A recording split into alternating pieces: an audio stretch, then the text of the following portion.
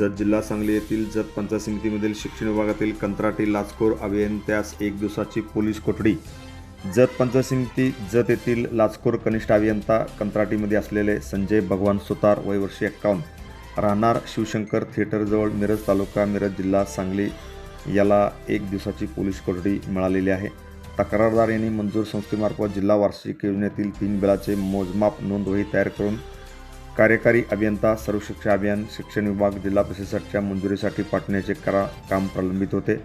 या मंजूर बिलावरच्या रकमेवर 2% प्रमाणे 78,000 रुपये व अतिरिक्त 10,000 रुपये असे एकूण 88,000 रुपयाची लाच मागितल्याची तक्रार 24 फेब्रुवारीला लाचलुचपत प्रतिबंधक विभागाकडे केली होती. जत पंचायत समिती कार्यालयामध्ये लाचलुचपत विभागाने सापळा रचून त्याला रंगेहात पकडले होते. अखेर त्याला 1 दिवसाची पोलीस कोठडी देण्यात आली आहे.